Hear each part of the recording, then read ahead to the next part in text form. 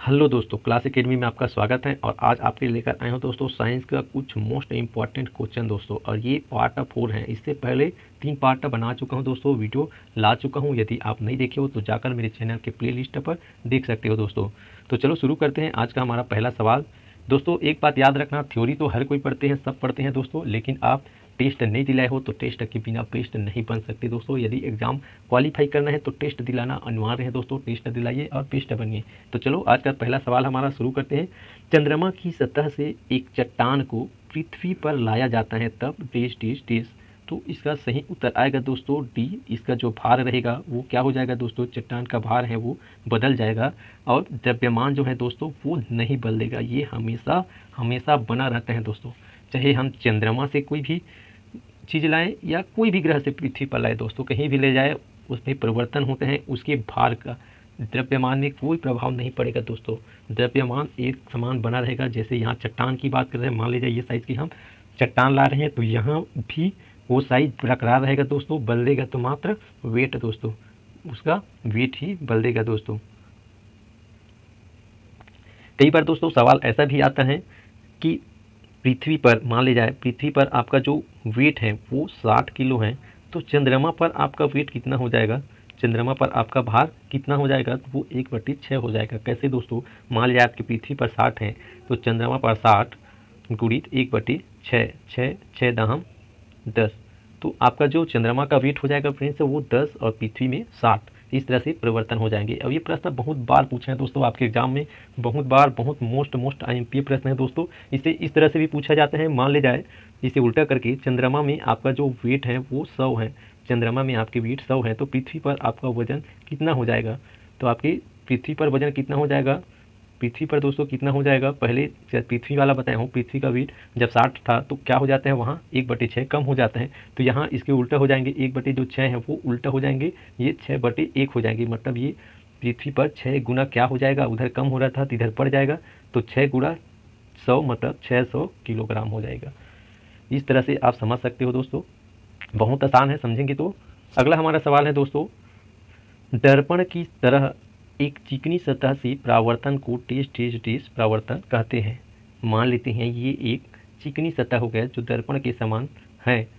मान लीजिए हम टार्च जलाते हैं या कोई प्रकाश आता है और ये यहाँ से टकरा कर दोस्तों परावर्तन हो जाते हैं, तब इस तरह की क्रिया को फ्रेंड्स कहते हैं नियमित परिवर्तन या रेगुलर परिवर्तन कहते हैं दोस्तों। अगला हमारा सवाल है, साधारण बैरोमीटर में कौन से द्रव का उपयोग किया जाता है। तो साधारण बैरोमीटर में पारा द्रव का उपयोग किया जाता है, जिसे मरकरी भी कहा जाता है दोस्तों। और इसका जो सिंबल है वो Hg है। ये उत्तर में है सी, पारा। अगला सवाल है, भारहीनता की अवस्था में एक मोमबत्ती की ज्वाला का आकार हो जाएगा। यदि भारहीनता है, प्रश्न कहाँ है, भारहीनता की अवस्था में एक मोमबत्ती की जो ज्वाला है, लौ है, वो उसका आकार हो जाएगा, क्या हो जाएगा, तो मैं कहूँगा वो गोलाकार हो जाएगा। सामान्य स्थिति में मोमबत्ती को देखे होंगे फ्रेंड्स, कुछ इस तरह से जलते हैं। डायग्राम बना के समझा देता हूँ, कुछ इस तरह से जलते हैं। तो एक मोमबत्ती और बना देता हूँ। और जब भारहीनता की स्थिति आती है तब ग्रेविटी नहीं होती है दोस्तों, इसके अभाव में क्या हो जाता है, ये भारहीनता की स्थिति में गोलाकार हो जाते हैं। भारहीनता की स्थिति में क्या हो जाते हैं दोस्तों, मोमबत्ती है वो गोलाकार हो जाते हैं, इस तरह से जलते हैं। तो ये भारहीनता की स्थिति में है और पहले वाला जो है वो सामान्य स्थिति में कुछ इस तरह से जल रहे थे, तो आप समझ सकते हैं। अगला सवाल है, दोलक जिसे पेंडुलम भी कहते हैं, काला अवधि जिसे टाइम पीरियड भी कहते हैं, डेश डेश डेश। तो ये जो टाइम पीरियड है फ्रेंड्स वो निर्भर करता है लंबाई के ऊपर। तो ऑप्शन हमारा ए आ जाएगा। सबसे पहले लोलक को समझ लो फ्रेंड, ये मान ले जाइए एक घड़ी है जिसे पेंडुलम भी कहते हैं। ये घड़ी है, घड़ी के नीचे एक घंटी होता है दोस्तों इस तरह से, जो आगे पीछे मूव करती है। तो यही जो है दोस्तों वो क्या है, पेंडुलम या लोलक है, पेंडुलम या लोलक है। इसे समझ सकते हैं दोस्तों इस सूत्र से, T = 2πr √L/G। यहाँ दोस्तों T टाइम पीरियड है और L लंबाई है और G जो है ग्रेविटी है फ्रेंड्स। तो आप देख सकते हो ये जो टाइम पीरियड है, टाइम पीरियड ये निर्भर कर रहे हैं किसके ऊपर, L के ऊपर, लंबाई के ऊपर। मान ले जाए हम लोलक की लंबाई को बढ़ा देते हैं तब क्या हो जाएगा दोस्तों, इसके टाइम पीरियड में परिवर्तन आ जाएगा।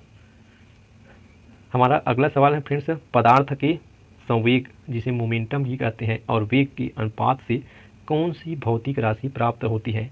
तो मैं कहूँगा दोस्तों एक बार समझ लो, संवेग पदार्थ के संवेग और वेग के अनुपात, ये अनुपात और ये वेग के अनुपात को कहते हैं फ्रेंड्स द्रव्यमान। क्या कहते हैं? तो द्रव्यमान कहते हैं। ऑप्शन में दिए हैं सी, तो ये सी आ जाएंगे। यदि नीचे आते वक्त लिफ्ट की डोरी अचानक टूट जाती है तो उसमें बैठे व्यक्ति को भार डेज डेज डेज प्रतीत होगा। मान ले जाइए क्या हो गया, लिफ्ट हो गया फ्रेंड्स, ये लिफ्ट हो गया, इसके अंदर कोई व्यक्ति है और ये क्या कर रहे हैं, नीचे आ रहे हैं, तो अचानक ये डोरी टूट जाती है, तब ये अपना आभासी भार क्या प्रतीत करेगा, तो ये अपना आभासी भार शून्य महसूस करेगा, शून्य महसूस करेगा फ्रेंड्स, शून्य महसूस करेगा। जब लिफ्ट से संबंधित प्रश्न है तो लिफ्ट से मैं 3-4 प्रश्न लाया हूँ दोस्तों, और ये प्रश्न कई बार पूछा गया है दोस्तों, बहुत ही एमपी प्रश्न है दोस्तों, इसलिए मैं घुमा कर पूछते हैं तो मैं एक ही प्रश्न में घुमा कर ना बताऊँ करके इसे अलग अलग बना कर लाया हूँ दोस्तों, बाद में एक साथ समझा दूंगा, बने रहिए मेरे साथ।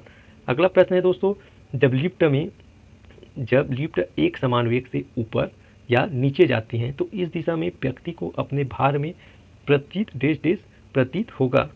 मान ली जाए यह एक लिफ्ट है, लिफ्ट के अंदर कोई व्यक्ति है, तो ये जो व्यक्ति है मान लिया लिफ्ट में एक समान वेग से ऊपर जा रहे हैं, एक समान वेग से नीचे जा रहे हैं, तो इस स्थिति में कोई बदलाव नहीं होगा दोस्तों, एक समान रहेगा, तो उत्तर आएगा कोई परिवर्तन नहीं होगा। अगला सवाल है, लिफ्ट नीचे आती है तो लिफ्ट में व्यक्ति का आभासी भार डेज हुआ प्रतीत होगा, तो क्या प्रतीत होगा। मान ले जाइए एक लिफ्ट है, लिफ्ट में कोई व्यक्ति है, अब ये नीचे आ रहा है, तो अपने भार को घटा हुआ महसूस करेगा। क्या करेगा? घटा हुआ महसूस करेगा।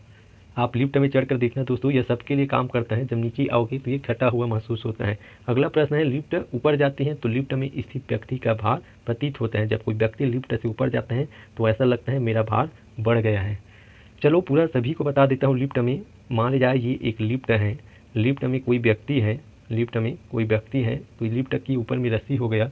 जब ये लिफ्ट एक समान गति से ऊपर जाता है, एक समान गति से नीचे भी आता है, तो इस स्थिति में इसकी जो आभासी भार है उसमें कोई बदलाव नहीं आएगा, एक समान बना रहेगा।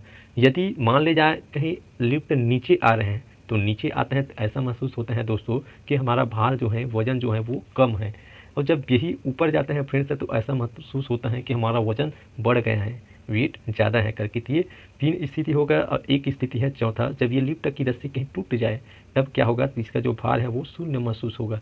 भार को क्या महसूस करेंगे, ये शून्य महसूस करेंगे। तो इस तरह से 4 स्थिति है, मैं ऐसे ही समझाता तो आपका हमेशा पहले वाला जो पढ़े हो उसी तरह से फिर गलती करती, फिर भूल जाती। तो इस तरह से मैं क्या किया हूँ दोस्तों, अलग अलग प्रश्न बनाया हूँ।